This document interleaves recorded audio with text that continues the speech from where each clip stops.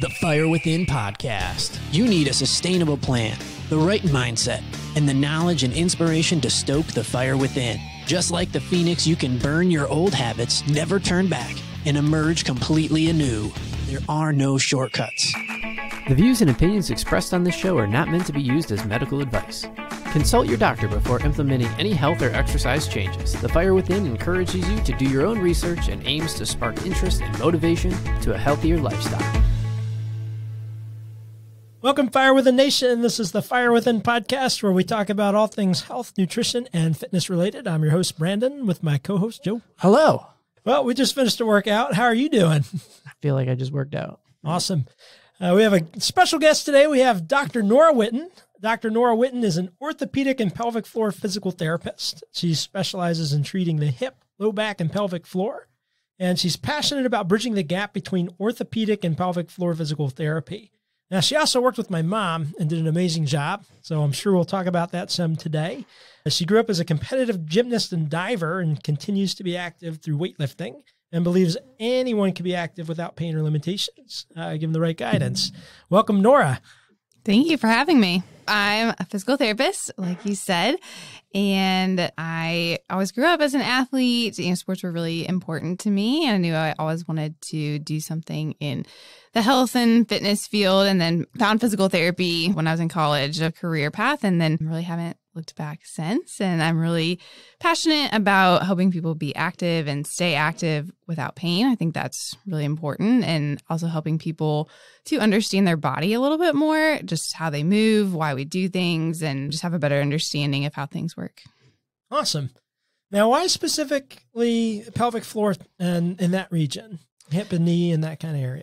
So the pelvic floor was one area that we learned about in school, but it was really just the basics, pretty much a few classes. And I ignored it the first few years of my practice, like a lot of physical therapists do, I think. And then just really felt like I was missing a piece of the body. Like I knew that it related to a lot of things, but didn't really know how. And then I had a patient where she just wasn't really getting better, had a lot of back pain.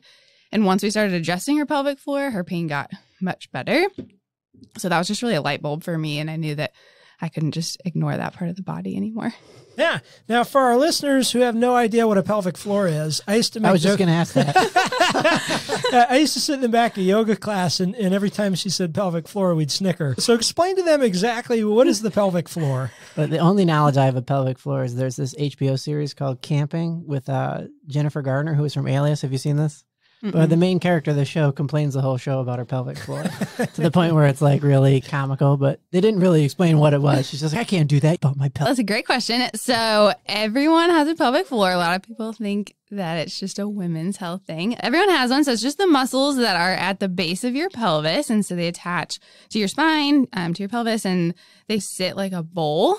So they're rounded shaped, and they're going to do a lot of things. They help us keep our bodily fluids in and then also let them out at the appropriate time. They work with our diaphragm muscle and our breathing and our posture, a lot of support around the hip, pelvis, and spine. Yeah. Awesome. I'm doing Kegels right now, Joe. I'm just kidding. I did not need to know that. Now, is that also integrated like with multifidi and some of the deep core muscles? Definitely. So the pelvic floor muscles are part of your core. So really our deepest core is the pelvic floor muscles on the bottom. And then our multifidus is on our back in between each vertebra and our spine. We have our diaphragm and then our transverse abdominis. So all four of those muscles can make a box. And the job of those muscles is to increase intra-abdominal pressure to maintain our stability. Yeah. Awesome. Now, how can you activate these muscles? So the best way to do that is actually through breathing. So as you take a deep breath in, your diaphragm muscle is going to move down and compress everything in your abdominal cavity. And at the same time, your pelvic floor muscles are also going to lengthen. And then when you exhale, the pelvic floor muscles contract, move back up to their starting position at the same time that the diaphragm is moving back up. So that's one of the main things that I work on with a lot of my patients is just their breathing mechanics, because that has a very big role in your pelvic floor. Now, is it more so that people have trouble activating it during exercise, or more that through daily activities and sitting, do they not activate or just dysfunctionally activate? What happens with the pelvic floor that can lead to back pain, hip pain, knee pain? Oh, so many things. So it's usually more a lack of the whole system kind of being off. Like I said, it's not just, oh, can you do a Kegel and activate your pelvic floor? But if we're just lacking a lot of that stability, and especially with our transverse abdominis muscle, so our pelvic floor has connections to the transverse abdominis muscle through fascia and connective tissue. So if you're having trouble activating your transverse abdominis, there might be something going on with the pelvic floor that could be playing into that. Or if just those muscles in general are stuck or holding a lot of tension, they're not going to be moving fluidly through their full range of motion. So I usually use my bicep as an example. Like if my arm is stuck or my elbow's bent and I try to use my bicep, it's not going to be very strong. But if I can straighten out my elbow, let my bicep muscle lengthen, I can then get a good contraction out of it. So some of the pelvic floor muscles are stuck into contraction. They can be, yeah. And it varies. Some people have more tension. Other people do just have that weakness. Now, how does that affect the hip? Like very similar ways. So our glutes as well, those muscles attached to our pelvis. And so if our glutes aren't doing their job of really stabilizing, that can make the pelvic floor muscles have to work a lot harder. The deep hip rotators like our piriformis, and then we have a whole other group of muscles. Those can get really tight too and cause some hip pain. Our psoas muscle is just one of our hip flexors. That can take over sometimes and get a lot of that like pinching pain in the front. That can also give some back pain because it does attach onto the spine. So everything really like plays into each other. It's never usually just one thing. Yeah. Now, one population I imagine you specialize in would be pregnant women or post-pregnancy, or even prenatal. Can you tell us a little bit about what happens to the pelvic floor? What are some concerns that can happen both pre, during, and post-pregnancy to where having somebody like you in their life could be beneficial? Pre-pregnancy, people who aren't pregnant or have never been pregnant can have pelvic floor issues. So especially in the really athletic population, that's where we tend to see some mismanagement of intra-abdominal pressure, like people really grip with their abs. So if you already are using that strategy and then you get pregnant, you're adding a baby that's adding a little bit more pressure down on the pelvic floor. And then if you're continuing to use that upper ab gripping strategy, or holding your breath, that can put a lot more stress through the pelvic floor. And then as baby grows, our transverse abdominis muscle gets stretched out, which is going to weaken it. And that's a normal part of pregnancy that has to happen. But then post-pregnancy, if you're not doing something to correctly rehab that muscle, it's going to stay weak. And if that's weak, something else is going to have to take over. Again, usually that's like the upper abs or some of those deep hip rotators, the psoas, things like that. And then that can also lead to more hip pain, back pain. But if we're not managing that pressure correctly, then that's what can lead to the leaking or prolapse and things like that. Gotcha. Now, this is more lifting related. A lot of people, especially for heavy lifting, recommend using Valsalva's maneuver. I experimented with this for a while and was able to lift much more weight than I could previous, but then ended up with a hemorrhoid and decided it wasn't worth it. And now I don't go particularly heavy anymore. It's just not. What are your thoughts on doing heavy lifts using Valsalva's maneuver? So if you don't have any pelvic floor issues, if you're not pregnant or newly postpartum, it's definitely a strategy that can be used. You can lift more weight because you're increasing your intra-abdominal pressure. So it's giving a lot more stability for your legs to do the moving. It's something that I do not recommend, like I said, for pregnant women. So as soon as I got pregnant, I did not lift heavier than I could if I couldn't breathe. So I made sure I was always breathing during my lifting. I stopped wearing a belt. That's another thing too. And then same thing with newly postpartum. We want to make sure that we're not putting too much stress down on the pelvic floor. And even for people who, aren't pregnant or postpartum or don't have issues, it's not something I'd recommend doing like over and over. But if you're training specifically for a 1 rep max squat, it's probably safe to use. Cool beans. Now, I got to get an idea of what you do and had a session with you. And you put me through a couple quick assessments and you told me more about my body in 1 hour than an entire team of orthopedic surgeons and chiropractors. Tell a little bit about your process. Why is it different? Why were you able to pinpoint things even without x-rays so quickly? So my training is really focused on what we can see and movement. So x-rays can give us information, but it was very heavily drilled into us to not treat an image in my schooling. A session with me, I'm going to talk to you about what's going on. You ask you about your symptoms. Where do you feel it? When? What makes it better? What makes it worse? Things like that. And then I go through a head-to-toe assessment. I just want to generally see how everything's moving. So even someone who's coming to me For a lower body issue, I'm still going to have them do some neck and shoulder movements. I just want to make sure there's nothing crazy going on. If someone has hip pain, but they can barely put their arm over their head, like I definitely want to know that. And then I'll go a little bit more specifically to that joint. I'll also have them do some functional movements like squatting, single leg squatting, maybe single leg deadlift. I may watch them walk or run, especially if they're coming to me for a problem with running. And then go specifically more to that joint. So I'll just do some passive range, or I will have the person lay on the table. They'll stay relaxed and I'll move their joints around and just get a feel for how much motion do they actually have? Does it match what I saw actively? I'll palpate around on the muscles, see what's tender or feels like if there's a lot of tension. And then based all on that information, I can gather what's going on. And based on what I saw actively and then what muscles are tight, that usually can tell me how someone is maybe compensating. But I'm always trying to sneakily look at their posture and breathing without telling them to, because that can give us a lot of good information. Yeah, awesome. And then one other interesting thing I wanted to touch on, and I know this isn't your area of expertise, but when I took my mom in, we were talking about pain. And the fact that sometimes your brain can send pain signals somewhere to where there's no cause. Mm-hmm. I thought it'd be neat to just touch on that a little bit. Tell us generally what could be going on there. What are they experiencing? This is a really interesting topic, and definitely not my area of expertise, but something I do know a little bit about.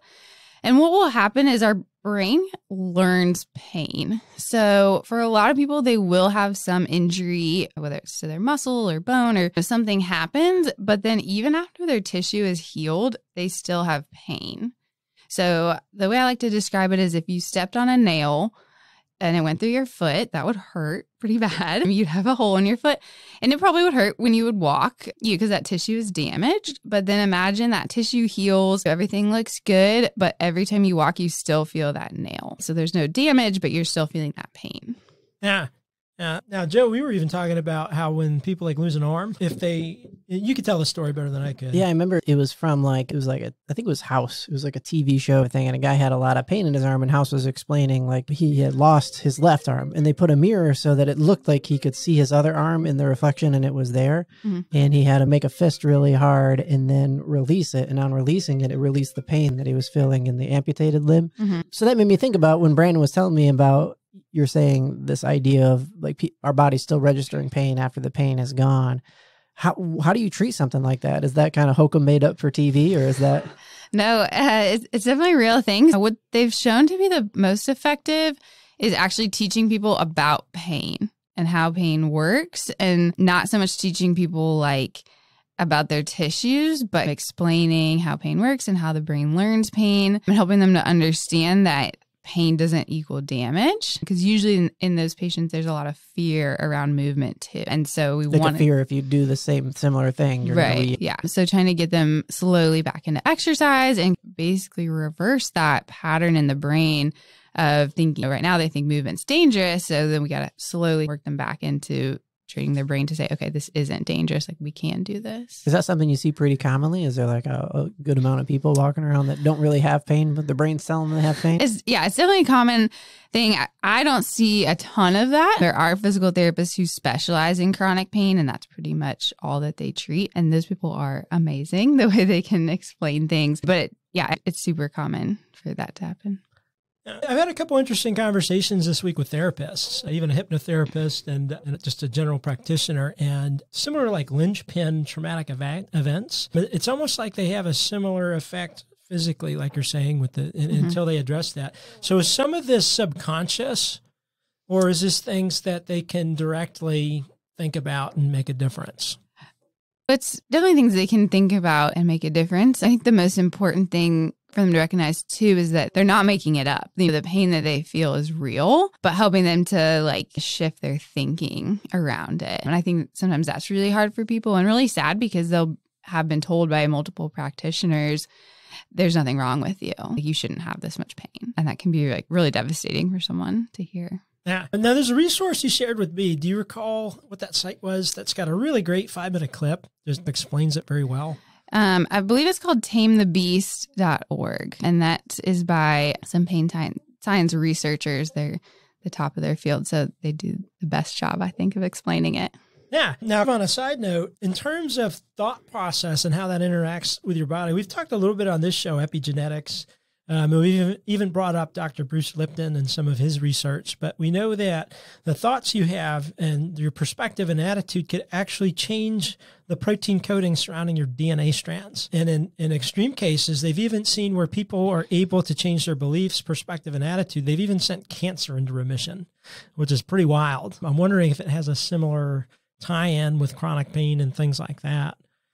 Yeah, I definitely think so. Research has shown that the number one predictor of physical therapy working is if the patient thinks physical therapy will work, which is crazy. It was mind-blowing. Yeah. I've had people come in to see me before, and the first thing they say is, I don't think you can do anything for me. But they start telling me their story. And so it's right then I'm like, you're right. I probably can't if that's what you believe. I'm really into the science behind things. And I think one of the best ways to explain at least the physiological response with that negative belief is we know that negative beliefs can actually change hormones.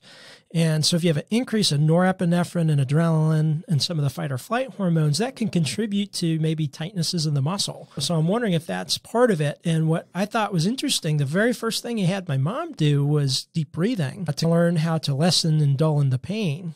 And even if they don't believe the belief side of things, there is a physical, hormonal, measurable change in cortisol, norepinephrine, and adrenaline from taking the deep breaths and trying to settle down that pain. So I'm sure there's a component of that in too, if some people have a hard time grasping those concepts. Yeah, definitely. Yeah. Being able to just relax, and that deep breathing is going to stimulate our parasympathetic nervous system. So just will calm everything down and at least help them manage that pain a little bit better. Yeah. And that's not to say somebody can have a herniated disc and we say, just breathe it away. Right. Well, there's oftentimes there are actual physical things, but especially more so for people like we discussed with trauma, long histories of that, traumatic events and things like that. I think it can make a big difference. And I'd be interested in fibromyalgia research and if there's been any research done with that as well. Yeah. Yeah, definitely. I know, with fibromyalgia, it's pretty similar. Again, that's not something that I see a ton of, but getting most people just moving again and changing their beliefs around exercise can be very helpful. Yeah, because I've had a couple clients in the past with fibromyalgia, and particularly back pain seems to be what really makes exercise difficult for them. But at that time, I didn't have any knowledge or research of the belief side of things and breathing and this chronic pain research. That's a whole area of study I didn't even know existed. But it's scientifically proven stuff. It's not theory of how that's working. The brain's pretty powerful. I thought it was pretty neat. Yeah. Yeah, it is. That's like I said, I think all of this stuff is super interesting, and the kind of psychological side of rehab there's a lot to it. Yeah. I'm curious, Brandon, when you talked about how you went and saw Dr. Norah and she told you more about your body in the time that you were there than you knew, what kind of practical stuff did you walk away with? The most important thing I walked away with that's been driving me crazy, I'm a personal trainer. And I have never in my entire life been able to squat past 90 degrees. And that's like the thing you should be able to do. And I never knew why. I could teach people to do it, but my body was physically incapable of it. And then I went snowboarding and I could not get up without unclipping. It was such a miserable experience after the third time on the bunny slope. I paid to go to Colorado and go on this freaking mountain. I took it off. I said, screw it. I'm getting chicken fingers. And that's what I did. But you were able to tell me why my femur attaches to my acetabulum at the wrong angle. And many people have seen x-rays. I've had surgery done, but you were able to tell me right away with a couple movement assessments, and that made all the sense in the world. So I physically can't do it because of the bone structure of my femur and my hip and how it all connects.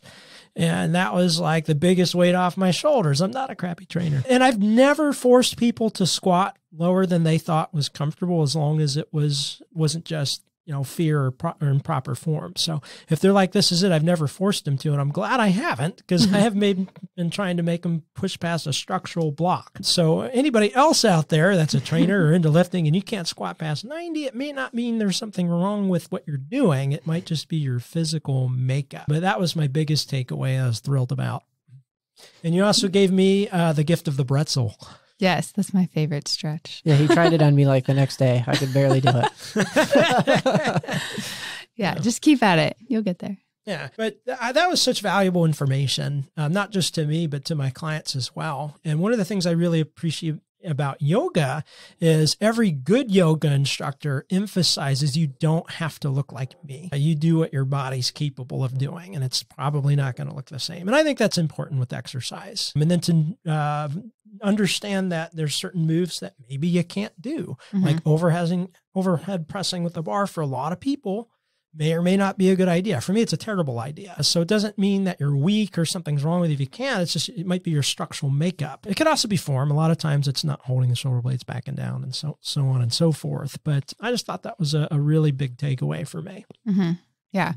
Yeah. I love being able to teach people new things that they haven't learned before. Yeah. And I've had some world-class physicians and surgeons, all kinds of stuff. So that was pretty neat. Have you ever felt like you were just throwing weights around like an idiot at the gym, hoping to see some results? Or after weeks or months of working out, notice that the scale just isn't moving? You wouldn't cook without a recipe. So why would you train or start a weight loss program like the Swedish chef randomly throwing ingredients into a pot? You need a sustainable plan that's science-based and attainable. Fire Within has worked with thousands of clients and helped them reach their goals. So visit firewithinnf.com today. Get yourself the free ebook, read the testimonials, and choose a service that works for you. Choose from services like one-on-one nutrition coaching, one-on-one personal training, and more. Again, that's firewithinnf.com. So some of the issues that you discover when you find out people's limitations with their movement, is some of it something that you can correct with like corrective exercises? Yeah. So everyone gets homework from me. So I give them, usually the first day I might only give them like one or two things, just something to get them started. But pretty much everything that I see we can correct, certainly something like Brandon's hips where he has that bony, block. We're not going to change that. But there's still some other flexibility things around the hip that I think we could improve. So there's usually something that we can work on. And through very focused, intentional work, we can retrain those movement patterns. That's cool. Yeah. I got a question. So my daughter's knees, she has too much of the tendon that connects them. And so her knee was floating around in there and it kept popping out. And then one day it popped out and it wouldn't go back. And she had to get surgery. And they basically got some tendons off of a cadaver and re-put the tendons in. And now her other knee's starting to do the same thing. And it was described to me as basically they're too long. There's too much flex in there. So the knees keep popping out. And the doctor said that she can do exercises and that can help. But she's like probably most people, she just doesn't want to be told something. Yes. Have you seen something like that before? Like specifically with the knees popping out?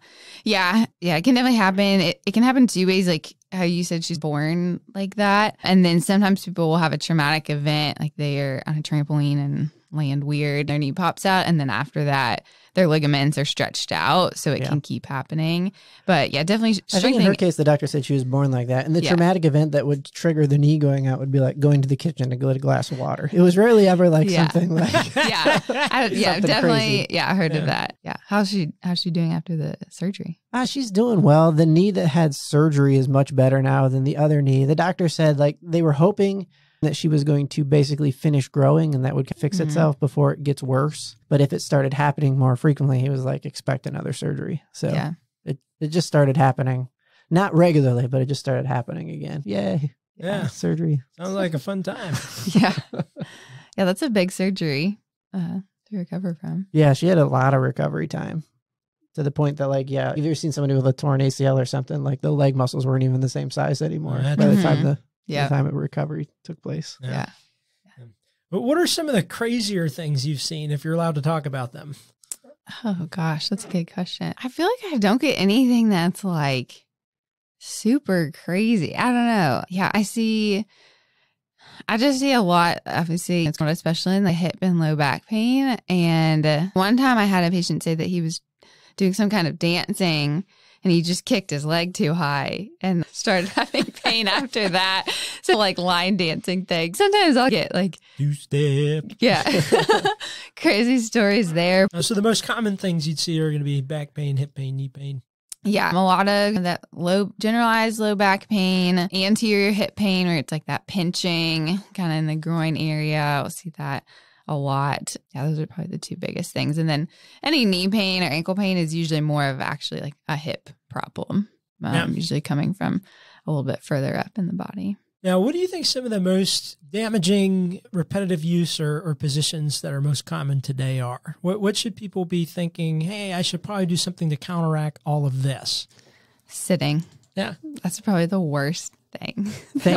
Yeah, I generally will never tell someone as far as exercise, oh, this is dangerous, you shouldn't do it. I believe everyone's tolerance is really different. Some people can tolerate long distance running for many years. Other people can't. But I really think sitting is like the number one thing that is just bad for people. It just shortens the muscles in front of your hips. It kind of pulls your pelvis forward. And we just do it way too much. And it's hard for a lot of people if they have to travel for work. But if they can spend time, undoing some of the sitting, I think that's really important. What do you think about standing desks? Does that help? Or is the answer more take more breaks?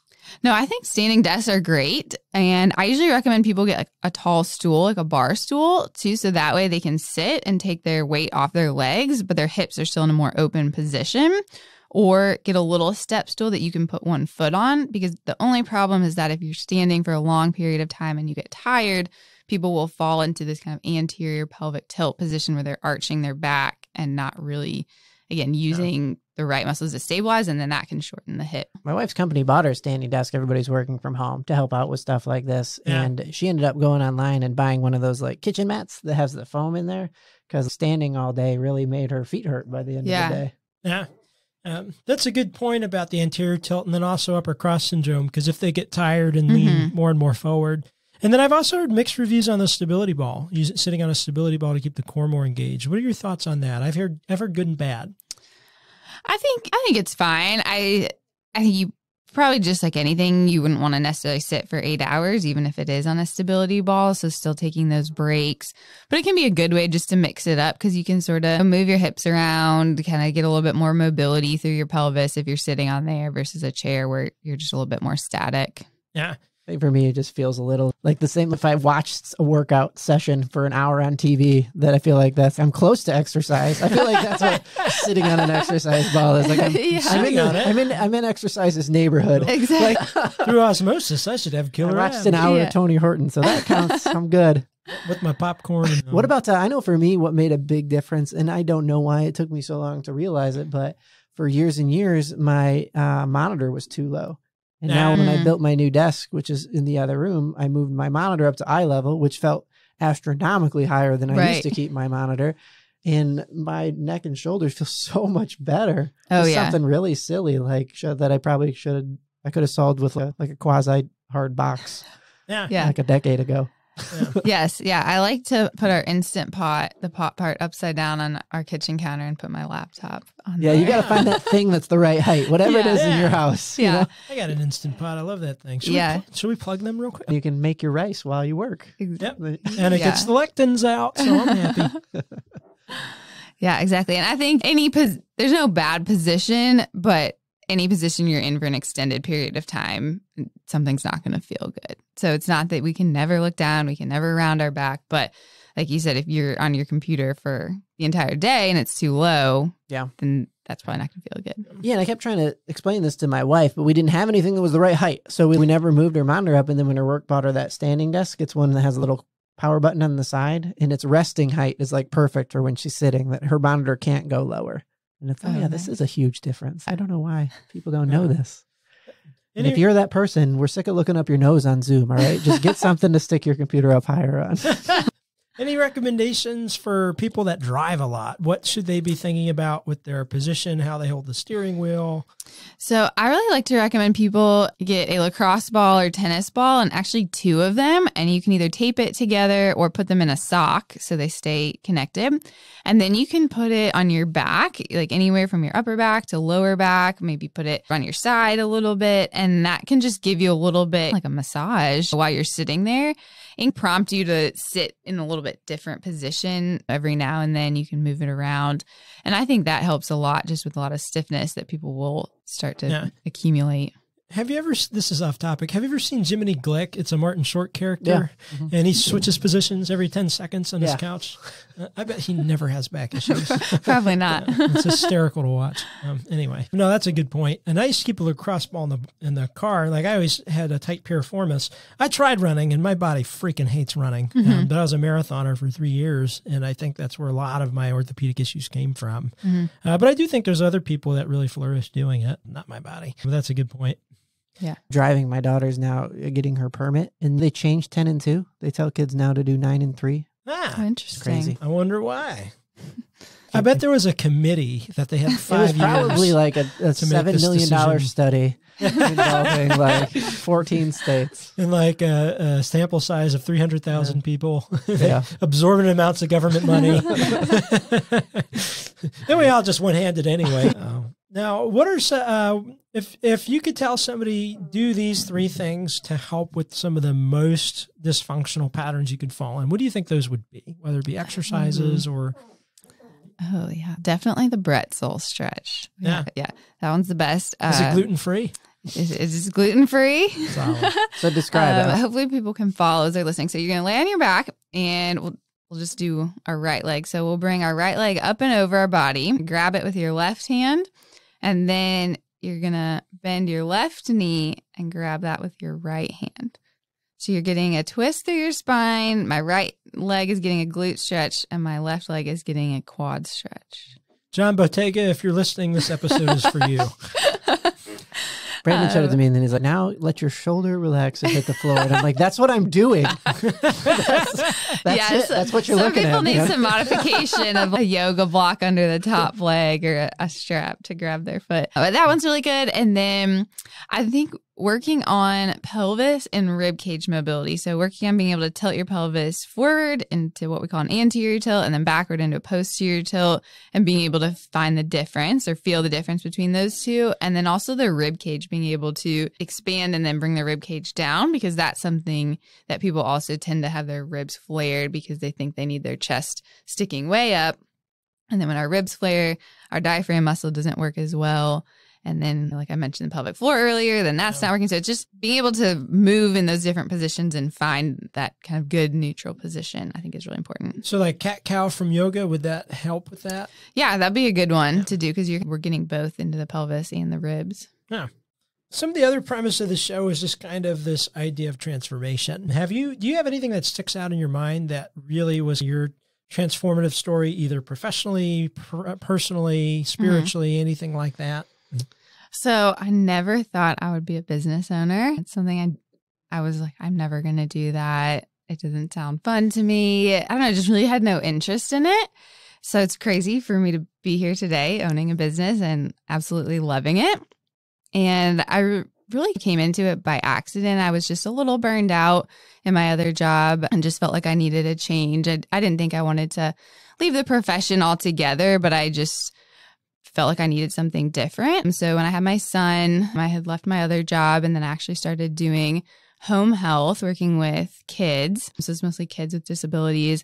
And I actually liked it more than I thought I would. The kids were really great, and it was just really fun for me to learn something new, a different side of PT. But I still had this sort of like longing for what I was doing, and it just worked out for me to start my business. So I rent space out of a gym. So that was easy. That was already set up for me. And then it just grew from there. So it was an accidental transformation. That's awesome. Yeah. The majority of your clients, are they coming in looking for PT? PE. Yeah, they're coming in like, where's the dodgeball? Is this the right place? Yeah. So most of my clients have some type of injury. Some of them more just want to be active and get back into working out, but maybe have some old injuries or issues that they just want someone who knows a little bit more about that to work with them, just in order to be mindful. So that can be pretty smart. That's like consulting a doctor before you start a new crazy diet. Like before you decide, like, I'm going to get crazy into working out and then go hurt yourself, especially if you have pre-existing conditions. Yeah. And that's what I love about what I do, is that it can be preventative and maintenance as well. You don't have to be injured to come see me, which I think is really cool. Absolutely. How long have you had your practice? I started it in October of 2020. Wow. 6 months Right now. as the world was falling apart. Exactly. Yeah. Now, I feel pretty lucky that by October, people weren't quite as, worried in it. So you had to weather like all the gyms getting shut down then if you were meeting in a gym, or were you guys deemed essential because of the medical aspect? So I didn't even have my business when the gym was shut down, since that was more like March, April, May. And then the gym was open again in June. I think we started just doing outdoor classes, and then it slowly we're able to go back inside. But physical therapy is essential. So luckily, if that did happen again, which I hope it does not, I would still be able to operate. Yeah. Yeah, that's awesome. I want to sincerely thank you for coming on the show. And I'm very sincere in my referral. I literally trusted you with my mother, and you did a wonderful job with her. So is she doing okay? She's doing great. She's Good. in Florida and loving it. Good. And has a lot more strategies and tools to help with chronic back pain. Good. And so thank you for that. If people wanted to get in touch with you, contact you, find you, how do they reach out to you? So I'm on Instagram. So I'm functional_physio_PT, and that's physio with a Z, so PHYZIO. And then also my website, functionalphysiopt.com, and you can get in touch with me through either of those. Awesome. Thanks for tuning in today. I hope you got a lot of value out of today's episode. If you did, go check us out at firewithinnf.com. You can subscribe to our newsletters and make sure you never miss an episode or any other content. Also, be sure to follow us on social media.